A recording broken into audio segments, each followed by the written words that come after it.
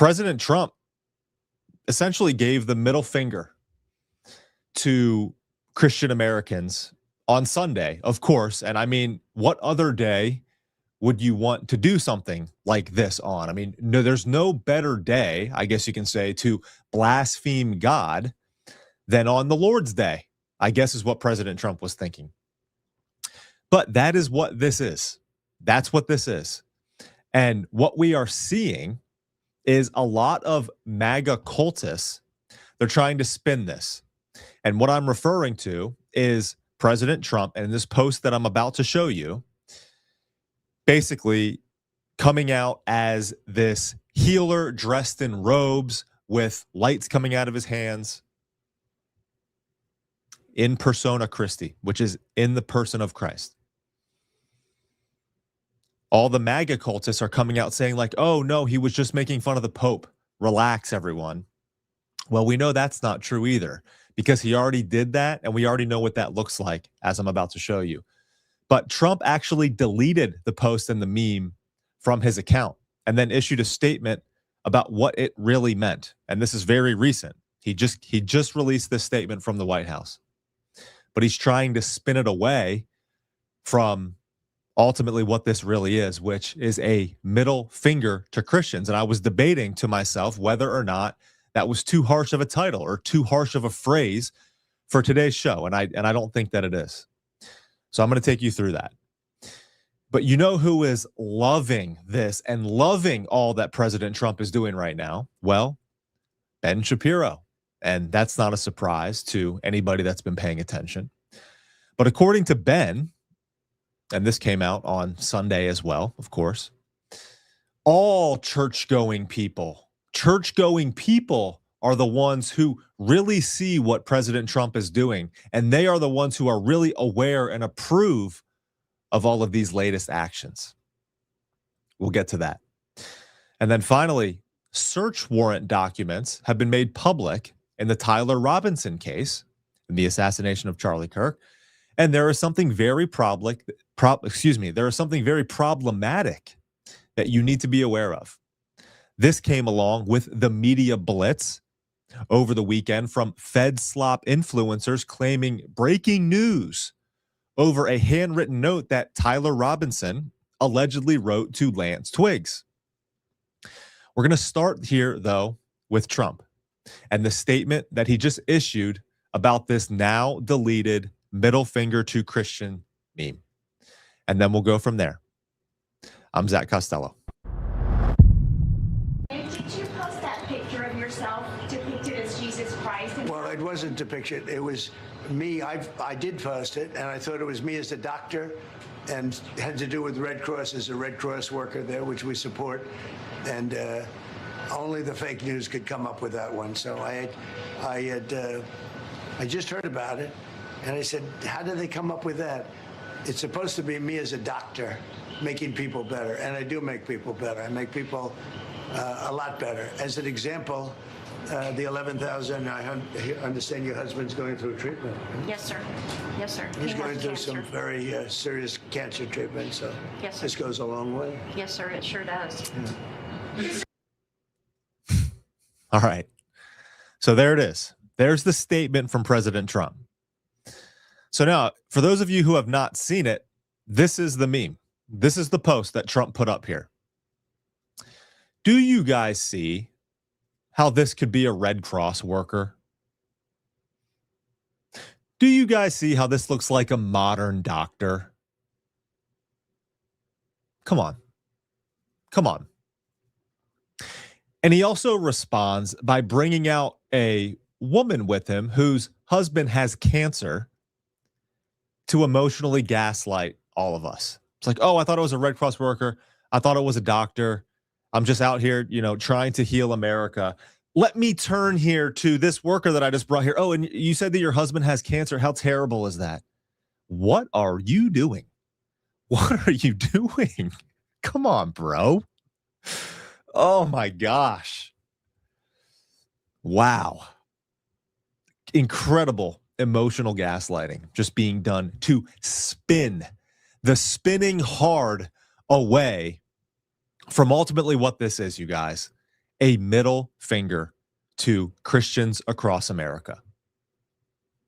And for those of them, because I certainly don't believe this, for those of them saying that he's actually making fun of the Pope, you guys, that isn't the Pope. That's not the Pope. Those are not the garments that the Pope wears. Those garments and the healing light coming from his hands as light is power and light is passing from his hand to that sick person with all the people gathered around him. You've got the heavens opening up with apparently, I mean, there's a demon right there in the middle. So apparently we've got a demon coming from above, coming from the clouds. But all of this is surrounding him here. All of this is surrounding him, but that's just very clearly not the Pope. And for him to say that this is just him being a doctor or a member of the Red Cross, like, please. I mean, those aren't modern doctor garments, are they? Those aren't scrubs, right? But like I said, guys, that's not the Pope. Because if you remember, Trump already did the Pope. He already did that. And this is what Trump being the Pope looks like. You remember this one? This latest is President Trump in persona Christi. That's what this is. Stop trying to spin it. This is blasphemy. This is blasphemy. I want you guys to think about this.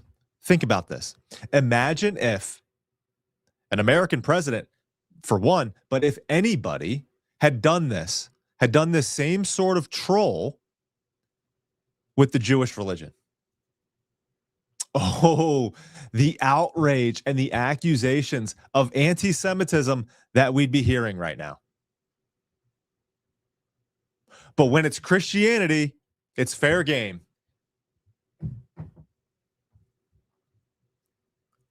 No leader who believes this of himself, that he is God, will bear good fruit.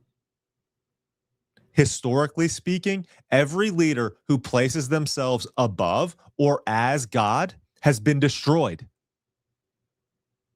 This is a serious lesson from history. A tyrant or a dictator that has placed himself as God has always been destroyed. This is a universal truth of human existence, you guys.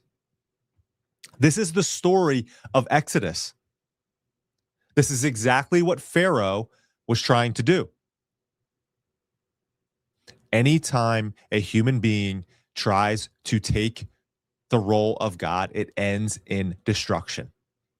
This is a universal and historical fact.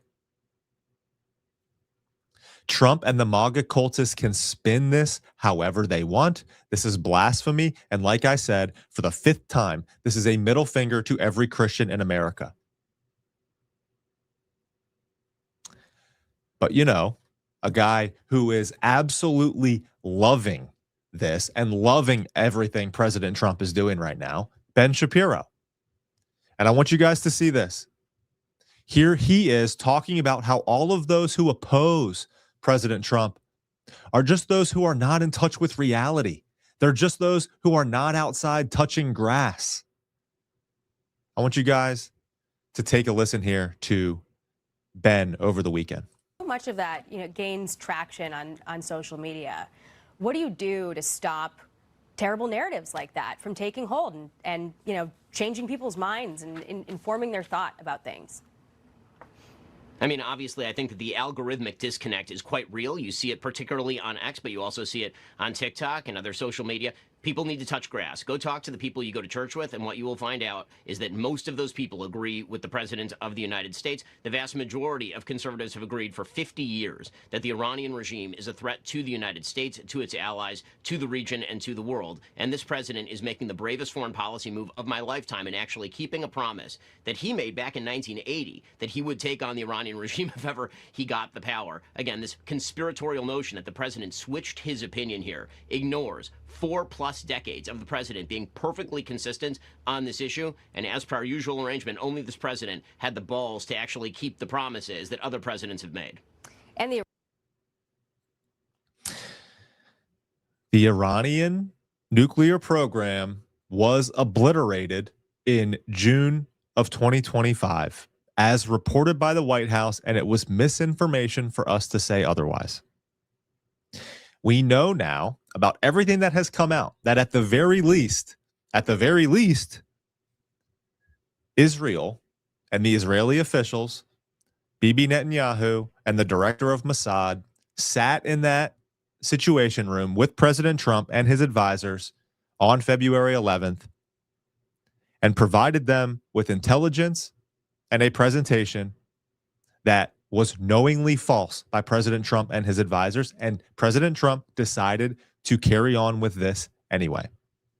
We know that Lindsey Graham and Ted Cruz were in Israel, and we have public record of their trips to Israel, advising the Israelis prior to this February 11th meeting on how to convince President Trump to get into this regime change war with Iran. President Trump has been on record saying that, yes, he never wants Iran to have nuclear weapons. That is true. That is true. But like I just said, the Iranian nuclear program was obliterated. And that's a direct quote from the White House in June of 2025 through Operation Midnight Hammer. So do not gaslight us. Do not gaslight us here, Ben. What was pitched was a regime change war to take out the Ayatollah, to induce a popular public uprising, and to replace the regime. Trump was told he would be the first president in American history to make this happen, or the first president in the last 50 years, or however long the Iranian regime, I think it's 50, might be less than that. They appealed to his ego, and they appealed to Trump emotionally, telling him that, or reminding him that the Iranians wanted to take him out after Trump took out Soleimani in 2020. But none of us are surprised one bit that Ben Shapiro is loving all of this, and it's not hard to see that President Trump is taking his advice. And that's why I want you guys to see this, because you need to be aware. We all need to be aware of who is in the ear of President Trump and who he's listening to. Isn't it funny how outspoken Ben Shapiro has been about Tucker Carlson, Megyn Kelly, and Candace Owens? And soon enough, like I mentioned at the outset of this video, Trump comes out with a post condemning all of them, calling them low IQ, calling them irrelevant, calling them third-rate podcasts. Ben loves the war in Iran. And I am sure he is one of the ones in President Trump's ear telling him that all of the polls support him. And those actually in touch with reality just love everything that he is doing. Now, before we get to these new messages from Tyler Robinson, I've got a clip from Kash Patel early on describing this handwritten note to Lance Twiggs, which we'll find here in these messages that we've just been given. And I've also got a short clip from Baron Coleman's show yesterday that I want to show you.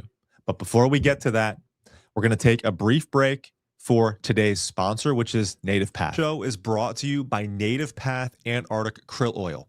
73 miles off the coast of Antarctica, in waters so clean they're virtually untouched by human pollution, lives a tiny organism that researchers believe may be one of the most powerful anti-inflammatory nutrients ever discovered. It's called krill. And today's sponsor has figured out how to get it to your door. If you have been taking fish oil for heart, joint, or memory support, here's something you need to know. Research shows fish oil is 50% less absorbable than krill oil because fish oil's omega-3s are in triglyceride form, while krills are in phospholipid form, which is the same format your cell walls are made of. That means krill oil gets into your cells immediately. In head-to-head studies, krill oil outperformed fish oil at improving cholesterol, reducing inflammation, and easing joint pain, often at lower doses. Native Path Antarctic krill oil is sourced from pristine Antarctic waters, contains the powerful antioxidant astaxanthin, and comes in a soft gel. No fishy burps. Trust me, I know, and I can't stand them. And my wife is happier that I'm taking krill. Learn more and grab your supply at getnativepath.com/Zach. That's GET nativepath.com/Zach. Okay. Okay, guys. All right. The Fed slop influencers over the weekend were hooting and hollering, claiming that they had new evidence that Tyler Robinson definitely was the lone wolf shooter. And what were they touting? Well, a new development they claimed of a handwritten note from Tyler Robinson, allegedly to Lance Twiggs. And if you're thinking to yourself, well, that isn't new. Like, we knew about that handwritten note. You're right. Those of us who have been paying attention have known about this note for a very long time. But it's almost like they're trying to dupe everyone into thinking that this is new evidence given the search warrant messages that just came out. That note that Tyler left under his keyboard, according to those messages, even though he was planning to take this secret to his grave and never tell anybody. You might remember, but Kash Patel came out trying to convince us of this note soon after the assassination. And I want to play you this clip, and I want you to listen carefully to the things that Kash Patel is saying here to try to convince us of this note. Take a listen. Written note, was there? Did he write a written note before the assassination attempt? That's what the governor said yesterday. And what did that say? If you could. So share what I'm that able with to say, I'm sorry. So what I'm able to say is I addressed it partially earlier. Is that the written note we believe what did exist, and we have evidence to show what was in that note, which is, and I'm going to summarize, basically saying the suspect wrote a note saying, I have the opportunity to take out Charlie Kirk, and I'm going to take it. That note was written before the shooting. Evidence of its existence, we now have learned, existed before the shooting, was in the location in the suspect and partner's home. But we have since learned that the note, even though it has been destroyed, we have found forensic evidence of the note, and we have confirmed what that note says because of our aggressive interview posture at the FBI. Okay. All right. Hold on a second. I want to go back and listen to something that he just said there one more time. Did he just say, did I hear that correctly? I was going to comment on another portion of that, which I'll get to in a second. But did he just say that this note would have existed before the shooting? Hold on. I want to listen to this again. I was basically saying, the suspect wrote a note saying, I have the opportunity to take out Charlie Kirk, and I'm going to take it. That note was written before the shooting. Evidence of its existence, we now have learned, existed before the shooting, was in the location in the suspect and partner's home. But we have since learned that the note, even though it has been destroyed, we have found forensic evidence of the note, and we have confirmed what that note says because of our aggressive interview posture at the FBI. Okay. So they don't have the note itself. The forensic evidence that they would have of this note would only be, as he's saying, a picture, which would be provided by Lance Twiggs. But then he's also saying the only reason that we know about it is because of the interrogative pressure, I think is the word that he uses there at the end. What does he say there at the end? Our aggressive interview posture. Our aggressive interview posture. So he's basically saying that Lance Twiggs told them about this note. He told them that it existed. But what I want to show you guys, and this is all coming out now because search warrant documents were put out. And there's a lot of messages here that were not made public via the charging documents that we are all very familiar with. This is from the search warrant here. These are messages here from the search warrant that were apparently taken on September 17th. I'm going to come back to this here in a second, because these are the messages from the charging documents. And if you guys remember, these are those messages that everybody was like, who talks like this? What the heck kind of tone is this? Just to remind you, I am still okay, my love, but I am stuck in Orem a little while longer yet.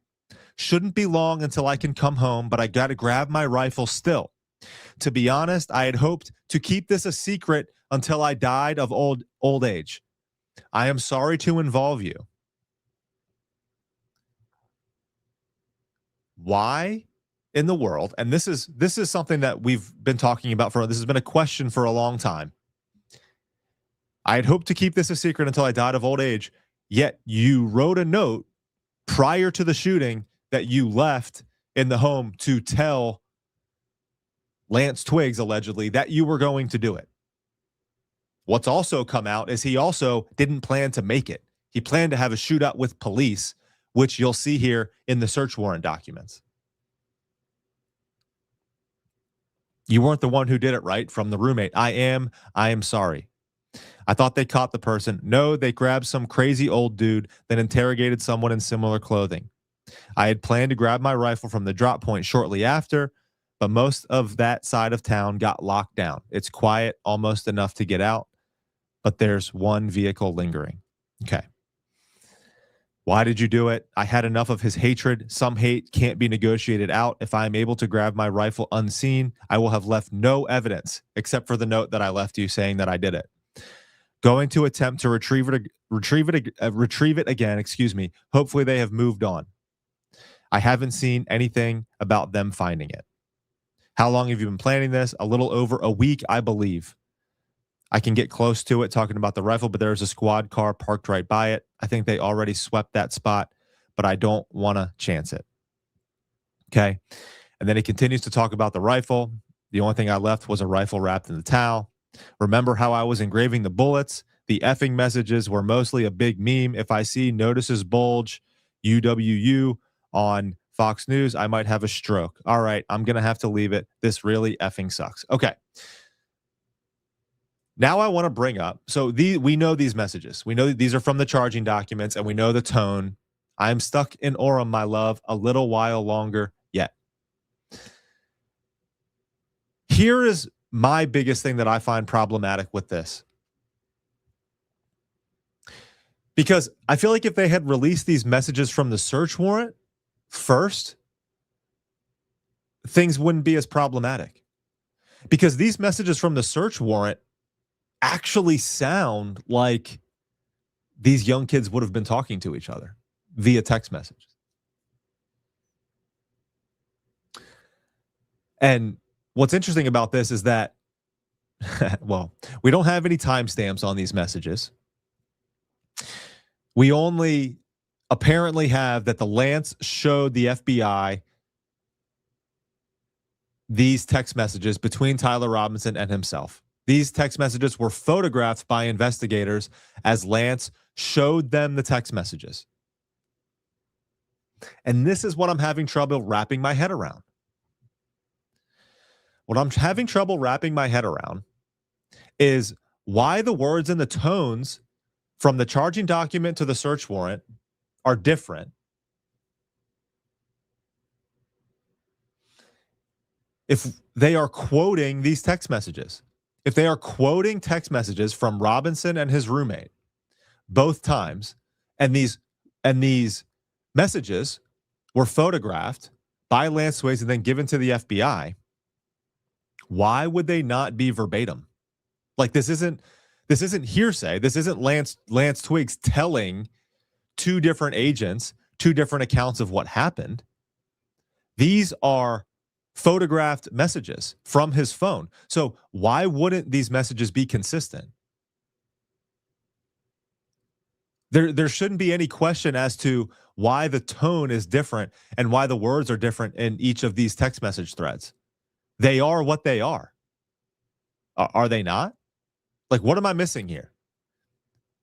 Here's the search warrant. The search warrant reads, first message from Tyler. 3 hours ago, there was an officer with a canine walking nearby the area, hoping that Pooch has a bad sniffer. I know a lot of people are saying, well, that wasn't in the original. They're responding to Candace Owens' investigation, saying that the dogs were actually there.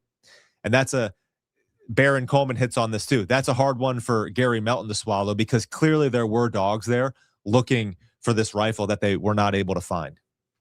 The dogs were not able to find the rifle on the original pass. Second message from Tyler. I'm wishing I'd circled back and grabbed it as soon as I got to my vehicle, because it sounds like the police couldn't get in for a long time because of the traffic. Third, needless to say, I'm going to be late coming home. My B. Just stay safe from Lance.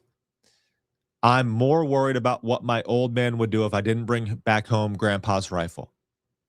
Then Tyler says, guess I'm just sitting in my car watching reels for another hour, hoping this guy F's off. Then Tyler's final message, yes, check-in spot again now.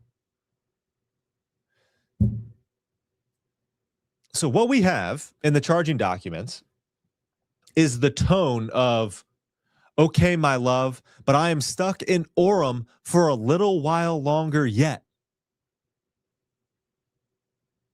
I had hoped to keep this a secret until I died of old age. Like, we're talking here in medieval London compared to an American teenager. I'm checking, I'm sitting, looking at reels. And these are supposed to be photographs from their phones. This is supposed to be screenshots of the actual text message threads. I want to bring in a clip from Baron, because from Baron Coleman, who covered this. And if you guys haven't seen Baron Coleman's show from yesterday with him comparing the timeline of these text messages, because these messages are, guys, they're about the same thing. They're in the same context. They're literally about the same subject. Tyler Robinson allegedly waiting to retrieve his rifle after the shot was taken, communicating with Lance Twiggs. These are about the same things. So why would they be in different tones? If the text messages were photographed and provided to the FBI, why do we have two different tones and different words being used? Listen to Baron Coleman here. Needless to say, I'm going to be late coming home, my B. Does that sound like they grabbed some crazy old dude, then interrogated someone in similar clothing? I'm going to be late, my B. I had planned to grab my rifle at my drop point shortly after, but most of that side of town got locked down. I'm going to be late coming home, my B. I'm going to be late, B. This almost sounds like two different people. It almost sounds like some of these might have been legitimate texts, and some of these might have been inserted either after the fact or without his knowledge into the conversation. Almost. You know how some biblical scholars will look at a book and say, if you read this in the original language, it looks like two different people wrote this section. They do this with Genesis 1, 2, and 3 a lot. That it looks like perhaps one style of writing in 1 and one style of writing in Genesis 2. The whole field of study on those 3 chapters, and whether or not there was more than one author.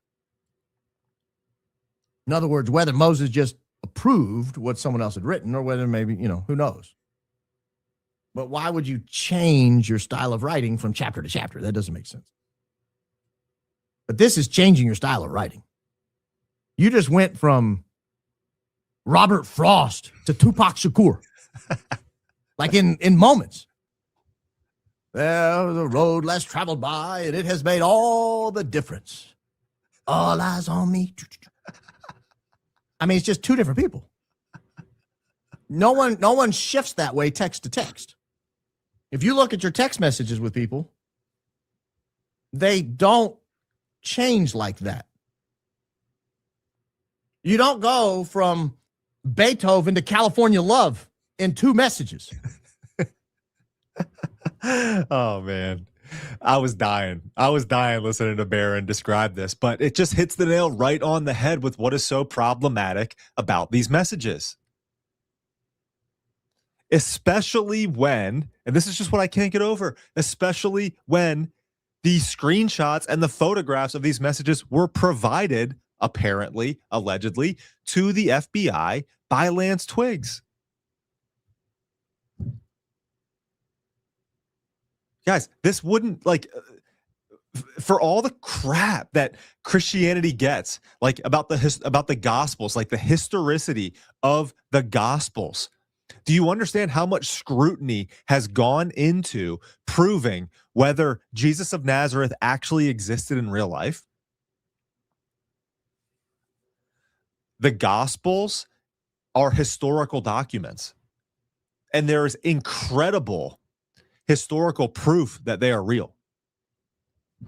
Accounts of Jesus of Nazareth, like the proof that he existed, is significant. And when you go through what the church has done to create what we now know as the Bible, they go through and they verify all of these texts, and they determine the authorship and the authenticity of each by learning and understanding the different language that the authors use. This is how they do it.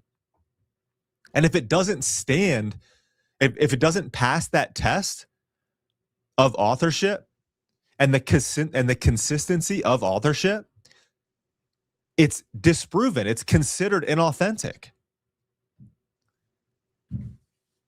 This right here, what we're looking at, I love how Barron brings up that example. These messages do not pass that test.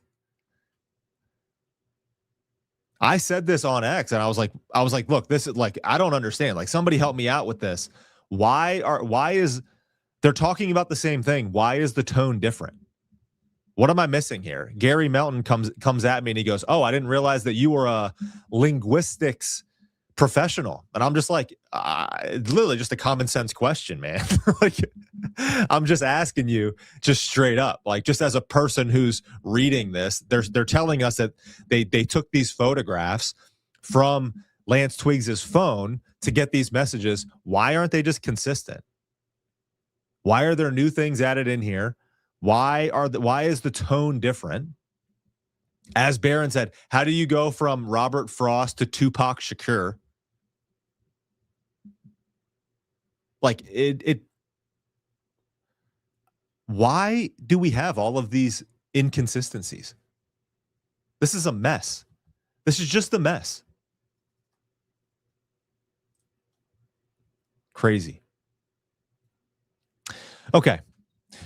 All right. I wanted to make a quick announcement here. So I've asked, you guys might see it in the chat, the username Nola RN Jen, Nola Nurse Jen, I would assume how that is a moderator. She's the primary moderator now for the chat.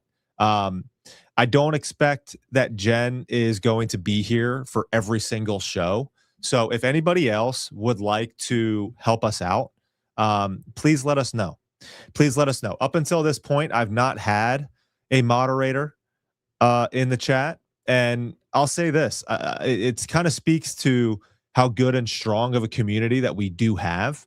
I feel like it hasn't been too bad. I mean, I've had to go through and I see every now and then some trolls and some haters that I've had to kick out or put on mute or whatever. But we overall have been pretty solid as far as the chat goes here. But Jen has been around for a long time. She definitely has my trust. I've seen her shouting me out on multiple other channels. Like, for example, she left Baron Coleman a big super chat, just, letting him know about me. I think she was pretty heavily involved. I know a couple of other of you guys were as well in connecting Baron Coleman and I. I know there's another user, Scooch, on here as well, who is a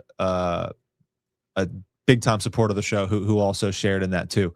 But yeah, happy to have Jen as the moderator. And if you guys would like to join that effort, let us know. If you've done it before, or if you're interested in doing it, just let Jen or I know. You can send an email to Zach@ZachCostello.com. I think that's the best way to reach out if you'd like to do that. But I wanted to make that announcement here. You guys will see Jen there in the chat. And yeah, so just want to make you guys all aware of that. Let's get to some of your guys' comments here. There she is. There's Jen, who is also a member. Welcome in, friends.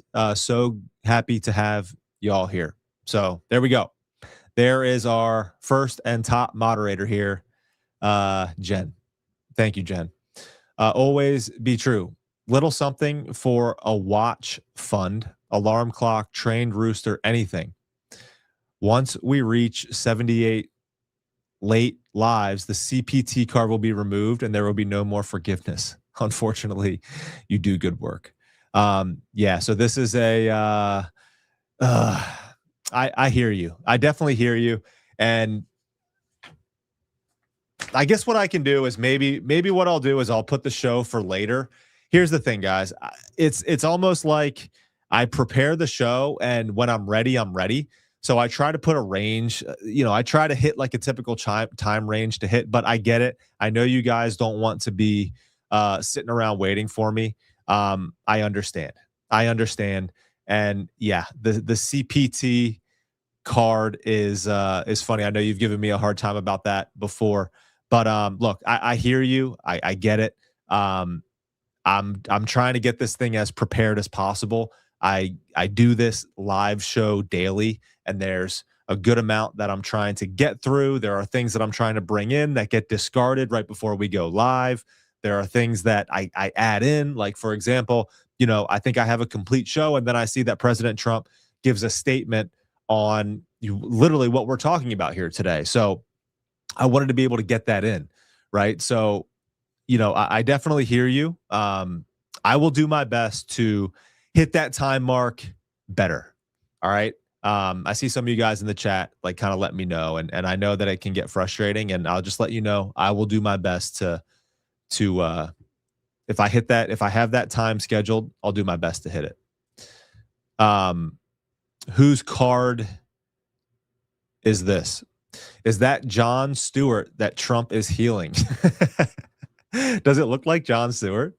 Hold on, let me bring that back up here.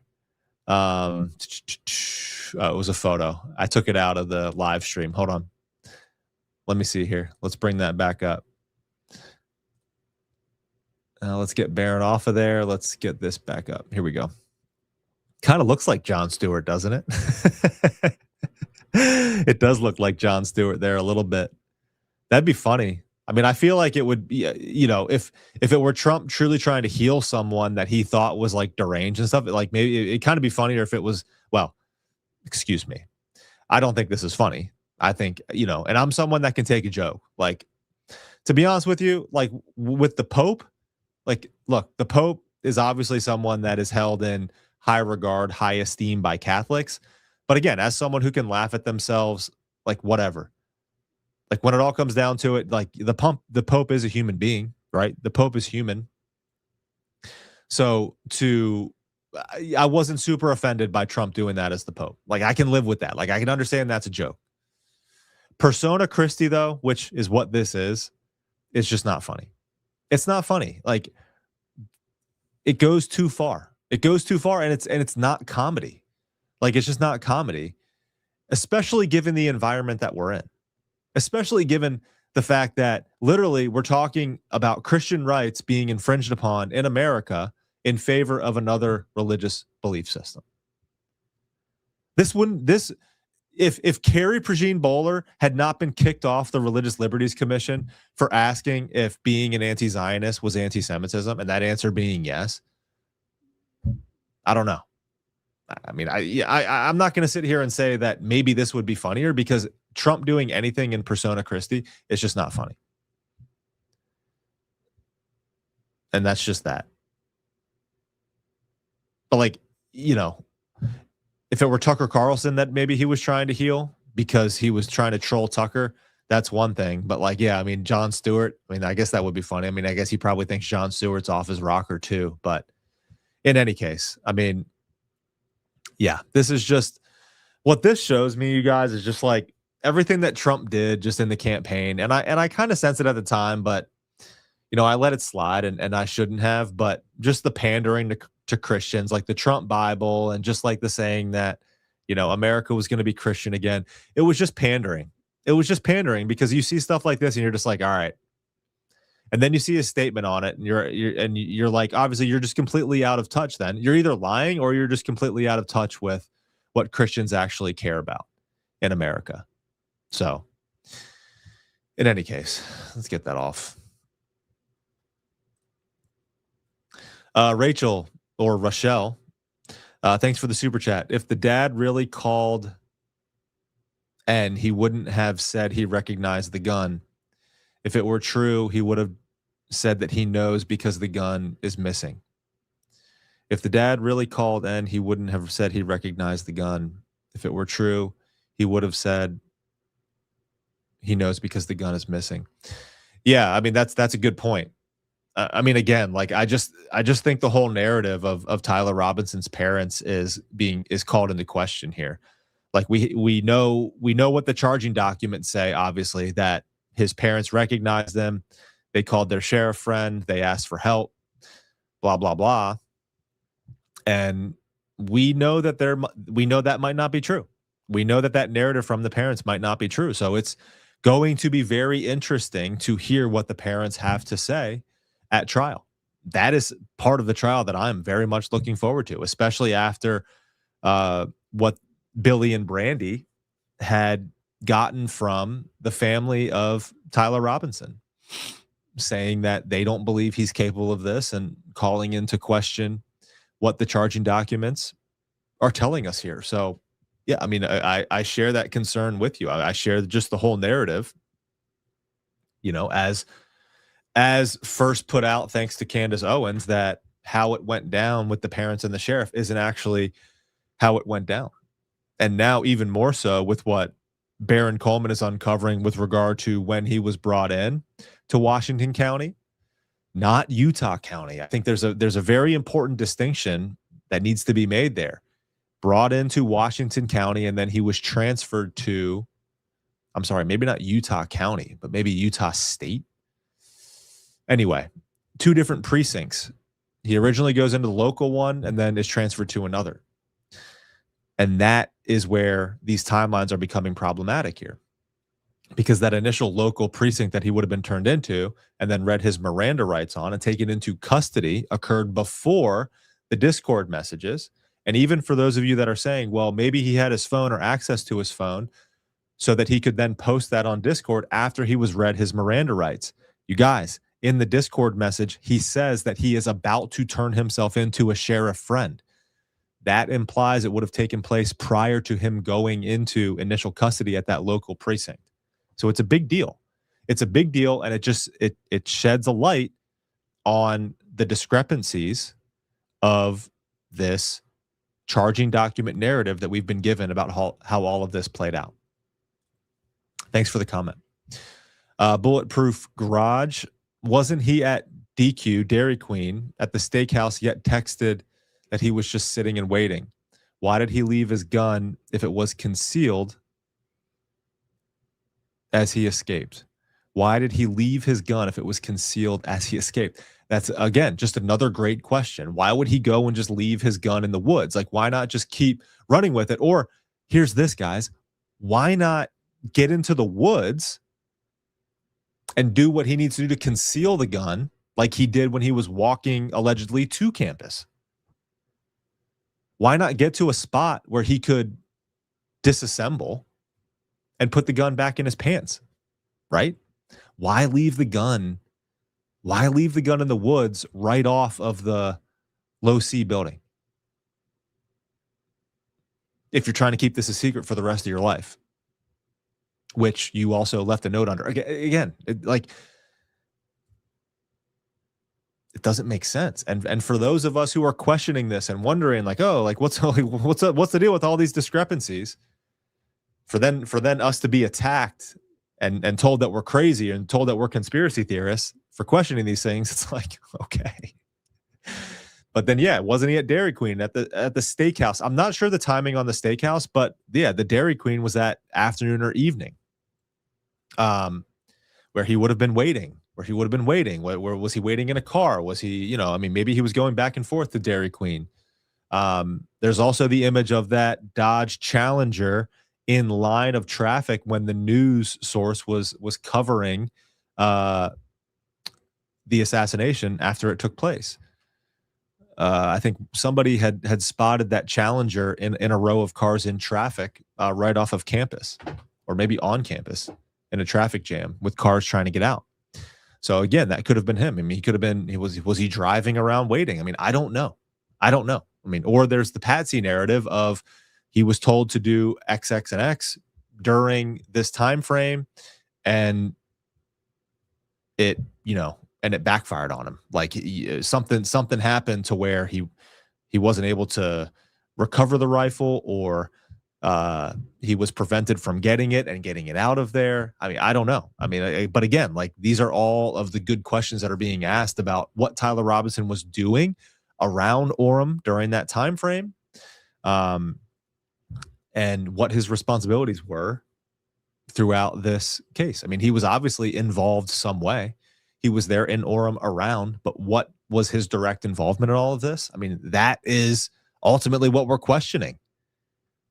We're questioning the charging document narrative of whether or not Tyler Robinson is the one that pulled the trigger and took this shot. One of the things I've been saying from day one is that image of the person in the stairwell does not look like Tyler Robinson. Like, I have literally looked at that image and tried to question myself again and again and again. And I was putting these up back in November, December. I was like, that does not look like the same person. And I have literally just tried to discern in myself, okay, like, Zach, just be honest. Like, put everything else aside. Like, look at it. Is this the same person? And I look at the jawline and the mouth structure and there's certain angles of the shape of the ears, but there's like the guy in the stairwell has a much skinnier face with the sunglasses on, and Tyler Robinson's got like a big jaw and like a big side profile down here. They don't look the same. And I'm trying to give the benefit of the doubt, but I just don't see it. 25th Amendment, behavioral variant, frontotemporal acute altered mental status versus psychosis, second stress/sleep deprivation, get PET fMRI stat. Yeah, talking about President Trump here and just the potential losing of his mind. I mean, look, like I don't know. I've seen people make the argument for 25th Amendment. I don't know what it is, but it's either that, or it's either some form of he's under threat. I mean, I'm not going to say, for Trump, it's like the threat aspect of this, like the threat piece of this from Butler, Pennsylvania. There's the golden pager that was given to him by Bibi Netanyahu, which could be considered a threat, which I know many people do consider a threat. Again, there's the almost assassination attempt. Candace Owens came out in her show on Friday and explained how Charlie Kirk and Andrew Colvett were listening to President Trump after he had received the $100 million, I think it was, from Miriam Adelson, and just said that he said that the quote, Candace said the quote from Charlie and Andrew was that Trump said, "I'm going to take her money and then I'm going to F her over." And then I think 2 or 3 weeks later was the Butler assassination attempt. All right. And then you've got the golden pager from Bibi Netanyahu. You see what they're capable of. And then you've got the Charlie Kirk assassination. And you've got the almost assassination. You've got the security breaches that Joe Kent has talked about. I mean, I think there's maybe it's something like this, or maybe it's something that he's under threat. He's under threat. I don't know. Something's wrong, though. I think that's what we know for sure. Something is wrong. Always be true. You're fine. Just bugging you. I know you are. But I, I don't know. I'm aware too, and I want you to know that I don't want to let you guys down. I really don't. I don't want to let you guys down. I want to be doing a good job here for you. I want to add value every single time you guys come here. I want the show to be good. I want it to be worth your time. I've said this. I want to be the best. I want this to be one of the best places that you guys come to get your information from. I want you guys to see what is happening from a culture and political standpoint on a daily basis from a Christian perspective, from a source that I feel like you guys can trust. And I take your feedback and criticism, like I take it all. Like I see messages, I read comments, for better or for worse. And I take what you guys have to say seriously. I really do. I really value and cherish all of you here that tune in on a daily basis. I value and cherish this whole community. It means a lot to me, and I don't want to let you guys down. So I hear you, and I'll do my best. I'll try. All right. So I know you're, I appreciate that, but I seriously take it. I take it seriously, and I appreciate your feedback. Seaside, great Baron talk. Nice to hear you unfiltered. Thank you. Yeah, I really enjoyed that that live show, that live member show with Baron Coleman. I've loved being on Coach Colin, and I love being with Baron.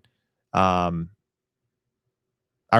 was great. It was great. And just so you guys know, Baron and I did talk about, I think we tentatively set a date for not tomorrow, but next Tuesday. So a week from tomorrow, for Baron Coleman to join us live here on the Zach Costello show. So be on the lookout for that. That is a part of our plan. So Baron Coleman will be joining the Zach Costello show tentatively next Tuesday. We set that it's a little bit better than tentatively. I think that is pretty solid, but I'll let you guys know here later in the week once we have a confirmation. But yeah, just so you guys know, Baron Coleman will be here on the live show. It won't be a members only show. He'll be here on the live show next Tuesday.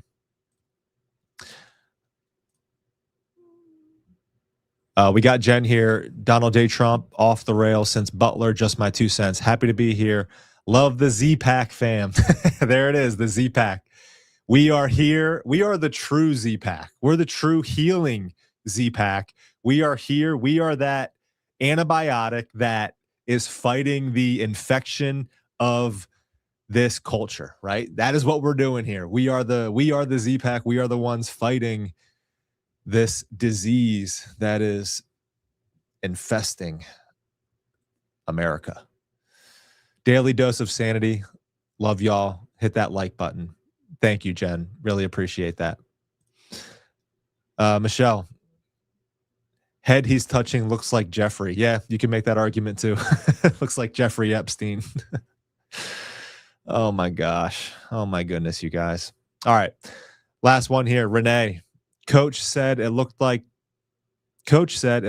Trump thinks he's healing Jeffrey Epstein. All right, well, there you go. Coach said it there too. So that's pretty funny. You guys know that I don't think it's funny, but yeah, I mean, who he's healing there. I mean, I guess that is the comic relief that we can at least take from that post. But and then, hey, speaking of Coach Colin, if you guys want to reach out to him, if you're a follower of him and you want to comment on one of his latest videos, he did just have a new addition to his family. I think their baby was born. So I shot him a congratulatory text. But Coach Colin, if you're watching, if you got this far in the Zach Costello show today, congratulations on bringing new life into this world. Congrats again to you and your wife. But no, we got a couple more that trickled in here. We got new member. We got Adrian. Thank you for joining here. Really appreciate you. Remember the smutty truth. The smutty truth or the smutty truth. Remember, it's worldwide, not just the USA. Yeah, that's true. Amen. Amen. You're right. This spiritual battle ultimately is what I really believe that we're in, is worldwide. It's not just here in America. So that's a good reminder. Thank you. And in all fairness, the Zach Costello show is global. So we're with all of you. The Z-Pack is the antibiotic to fight against this infection, this spiritual infection that is a global phenomenon. Thank you for that reminder. I appreciate that. And then last member shout out here, Kat, Risen for Truth. Thank you for becoming a member. All right, guys, on your way out, if you got value from the video, hit the like button, subscribe if you're not already. Thank you all for joining me. Check out Native Path. They're a great sponsor of this channel. I believe in what they have to offer. I use their supplements myself. And thank you all for being here today. And I will see you all tomorrow. I'm Zach Costello.